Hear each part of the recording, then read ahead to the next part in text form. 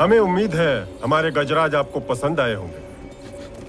हमारे शाही अस्तबल से हैं, आपके लिए छोटे से तोहफे हैं। जबरदस्त माधो सिंह, लेकिन मेरे और मेरी फौज के मतलब के नहीं है। फिर भी तशक्कुर। धन्यवाद। धन्यवाद कहिए। मराठे हमें हराने के बाद हम पर धौंस जमाते हैं। अब ज्यादा दिन नहीं कर पाएंगे। दहली हासिल करने के बाद हमारी अगली मंजिल पुणे। मराठों को उनकी हैसियत बताने के लिए हमारी सेना और साधन अपने ही समझिए। उन्हें अगर हरा दिया गया तो हम आपकी बेहतर सेवा कर पाएंगे। फिक्र ना करें, हम मराठों का सफाया कर देंगे। आपसे आज्ञा लेते हैं। आपके हुक्म की प्रतीक्षा रहेगी।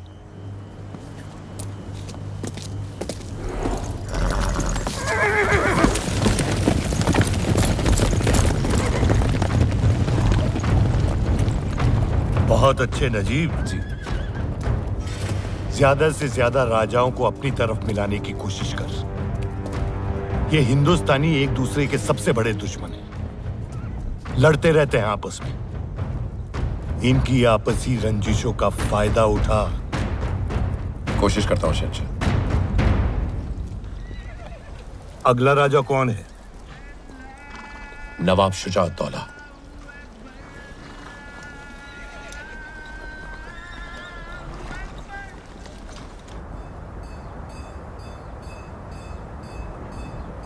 और चंद्रपुर के राजा ने कहा है अगर उन्हें रसद की कमी पड़ती है तो हमारे गुप्तचरों ने बताया है कि अब्दाली इस समय रोहिलाबाद में है,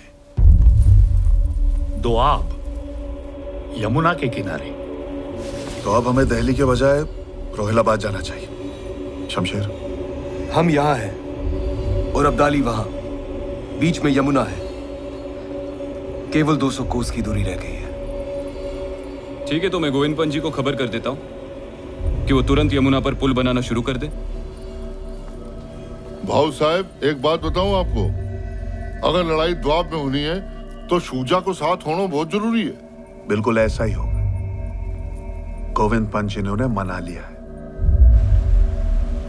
नजीबुद्दौला जी, सुना है आपके अफगानी आका आए हुए हैं।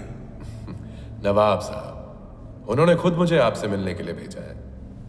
मराठाओं के खिलाफ जंग में हम आपका साथ चाहते हैं। लेकिन हम में और आप में। आगे तो सुन लीजिए। मराठाओं को हराने के बाद वो आपको वजीर हिंदुस्तान बना देंगे। इसमें क्या बड़ी बात है? ये वादा तो मराठा हमारे साथ पहले कर चुके हैं। क्या भरोसा सदाशिव अपने अल्फाज पर कायम रहेगा? अहमद शाह अब्दाली ने तो लिखकर भेजा, आप खुद देख लीजिए।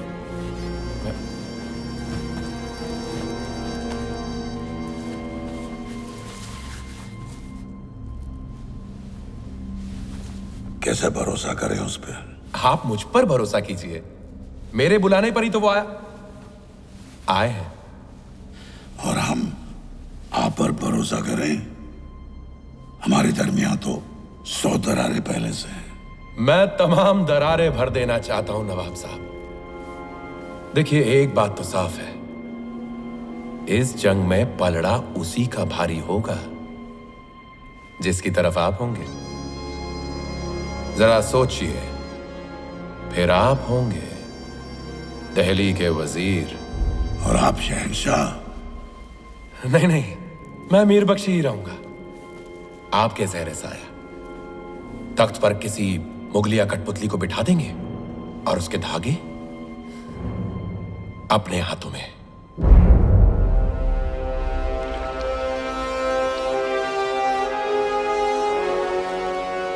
नवाब साहब, एक मुसलमान भाई दूसरे मुसलमान भाई की बात अनसुनी करेगा तो कैसे चलेगा?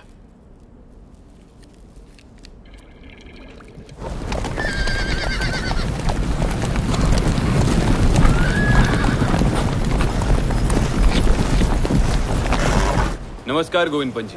आइए आइए। प्रणाम। नमस्कार गोविंद पंत जी, आपसे फिर से मिलने का सौभाग्य मिला। मेरा भी सौभाग्य है शिवन। आइए।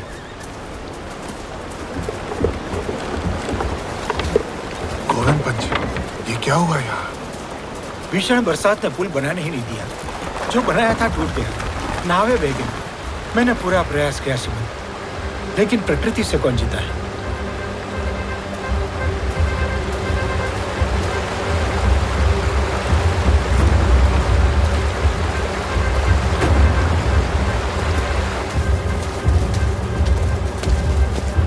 जब तक पानी का स्तर नीचे नहीं आ जाता, हम पुल दोबारा बनाना शुरू नहीं कर सकते।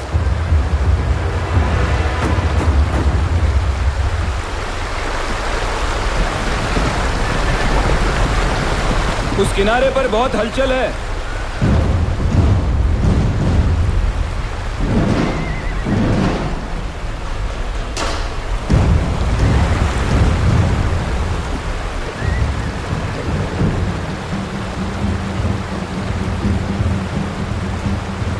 ये अब्दाली की फौज है। नजीबुद्दौला की फौज भी साथ में है।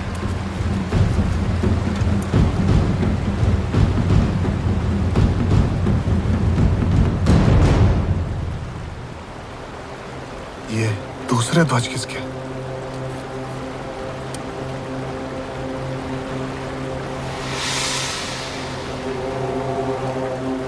क्षमा करिए, बुरा समाचार है।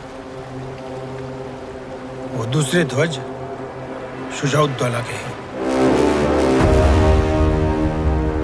उसे हाँ कहने के बाद जाहिर है वो पलट गए हैं।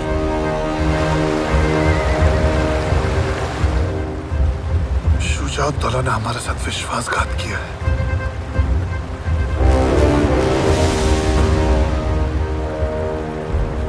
हमारे साथ सूरजमल जी हैं।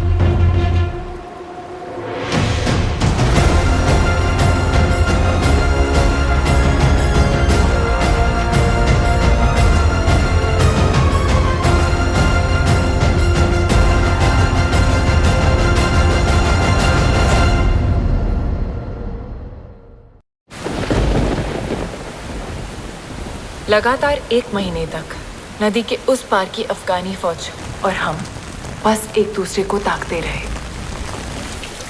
जो मुहिम अब तक उमंगों भरी थी, अब अपना भयानक चेहरा दिखाने लगी। श्रीमंत, पुल नहीं बन सकता। बारिश भी रुकने का नाम नहीं ले रही है। भला पानी कैसे उतरेगा? भोजन और सामग्री भी समाप्त होने के कगार पे। कब तक प्रतीक्षा करें? श्रीमंत, आज्ञा हो तो मैं एक सुझाव दूं? जी कहिए। मैं समझता हूं हमें वापस लौट जाना चाहिए। अगले वर्ष दोबारा आ जाएंगे, बरसात से पहले। और अब्दाली को लूटपाट और मारकाट करने की खुली छूट दे दी। हाँ मल्हारराव जी। नहीं, बड़े हुए कदम वापस नहीं लौटते। फिर हम क्या करें?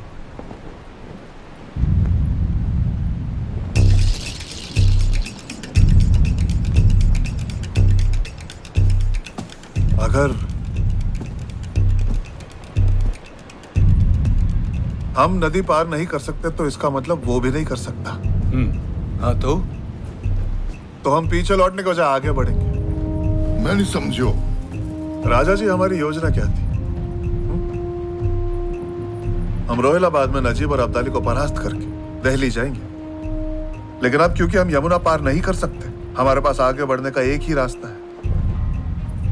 हम यमुना के साथ साथ इस किनारे से लगकर दिल्ली की तरफ जाएंगे और दिल्ली हासिल करेंगे। और एक बार दिल्ली पे अधिकार जमा लिया तो हम वहीं से यमुना पार करेंगे और अब्दाली पर हमला बोल देंगे।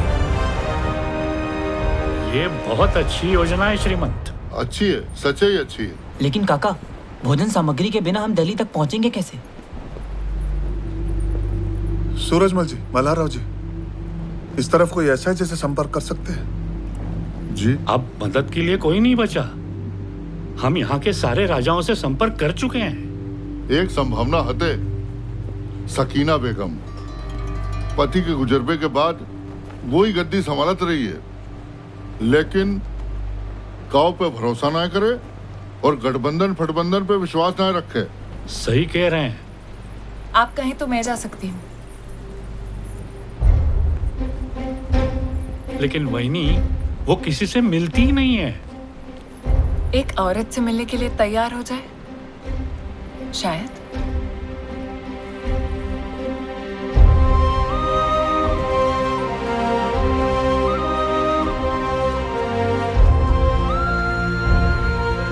आपको जाना चाहिए।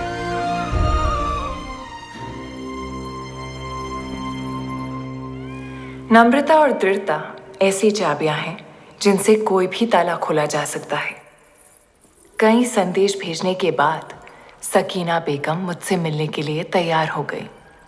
चश्मे नूर, राहते दर्दे रियाया, जीनते मुल्क, बेगम सकीना तशरीफ ला रही है। श्रीमंत सदाशिवराव भाऊ पेशवा की धर्मपत्नी पेशवीन पार्वती बाई। तशरीफ रखिए।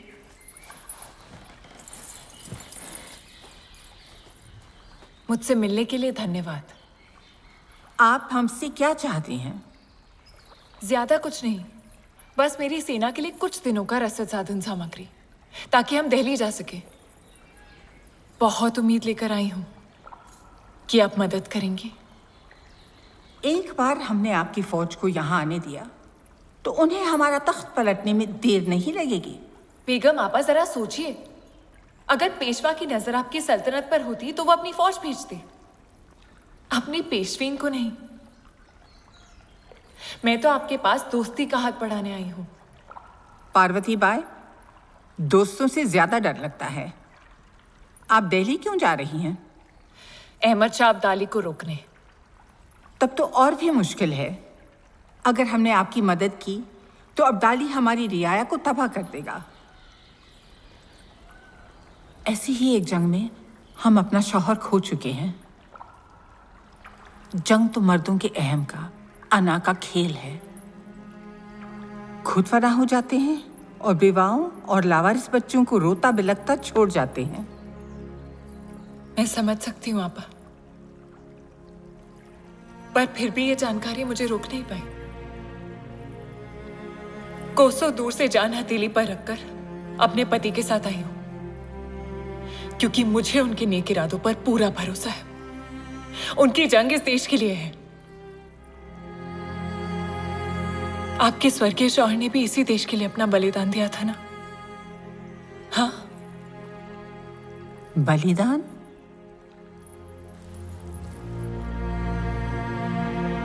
हाँ, बलिदान दिया उन्होंने।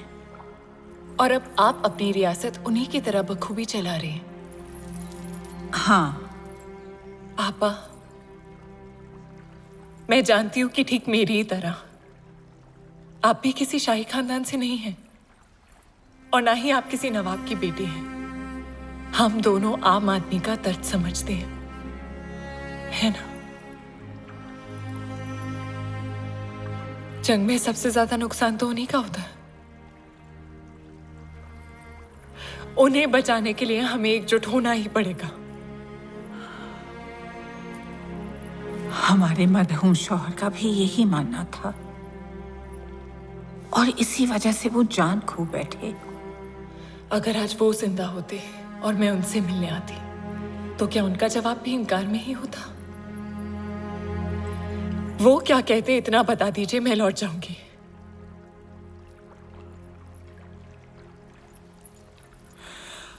वो कहते,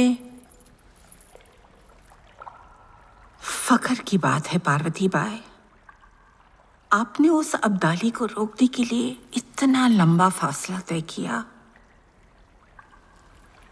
हमारा ज़मीर अब हमें खामोश रहने की इजाजत कैसे दे सकता है? ऐसा ही कुछ कहते हैं।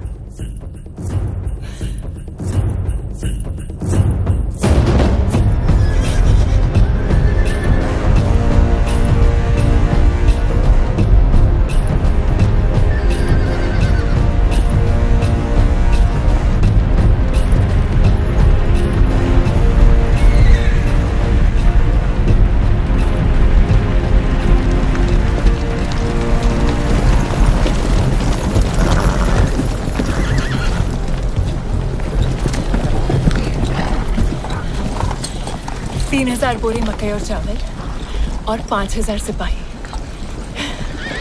मैंने सकीना आपा को पूरे समर्थन के लिए राजी कर लिया।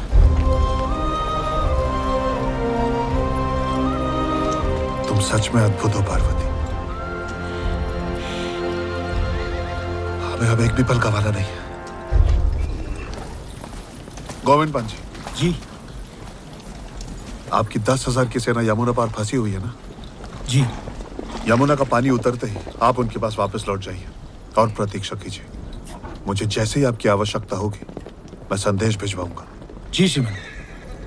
तो चलो अब्दाली के नाक के नीचे से दिल्ली निकालते हैं।